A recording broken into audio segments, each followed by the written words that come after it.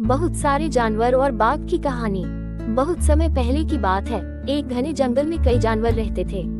उस जंगल में हाथी, बंदर, खरगोश, सियार और बहुत सारे अन्य जानवर रहते थे। सभी जानवर आपस में अच्छे दोस्त थे और मिलकर रहते थे। लेकिन जंगल के किनारे पर एक बाघ भी रहता था। बाघ बहुत डरावना था और वह अक्सर जंगल के जानवरों को परेशान करता था। उसे लगता था कि वह सबसे ताकतवर है, इसलिए वह चाहता था कि सब जानवर उससे डरें। एक दिन बाघ ने सोचा कि क्यों न वह जंगल के सारे जानवरों को डराकर उन्हें अपनी अधीनता में कर ले। वह जंगल के बीचों बीच जाकर दहाड़ने लगा। बाघ की दहाड़ सुनकर सभी जानवर डर गए और अपने अपने घरों में छिपने लगे। लेकिन एक छोटा सा खरगोश जो बहुत समझदार था, उसने बाघ से सामना करने का फैसला किया।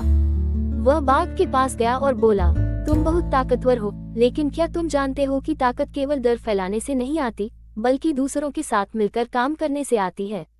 बाघ ने हंसते हुए कहा, तुम जैसे छोटे से जानवर को मेरे सामने कौन सा काम करना आता है। खरगोश ने मुस्कुराते हुए कहा, अगर हम सब जानवर मिलकर एकजुट हों तो हम तुम्हें हराकर जंगल में शांति स्थापित कर सकते हैं। बाघ ने सोचा कि शायद खरगोश सही कह रहा है और उसने सभी जानवरों को इकट्ठा करने का प्रस्ताव दिया। जानवरों ने उसकी बात मानी और मिलकर एक योजना बनाई। सभी जानवर बाघ के पास गए और उसकी ताकत का सामना करने के बजाय उसकी ताकत से एकजुट होकर उसका सामना किया।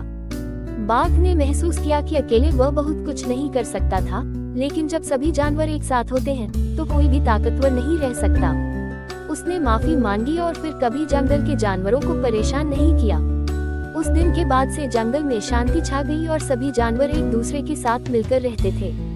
बाघ भी अब दूसरे जानवरों से दोस्ती करने लगा और उन्होंने मिलकर जंगल को एक आदर्श स्थान बना दिया।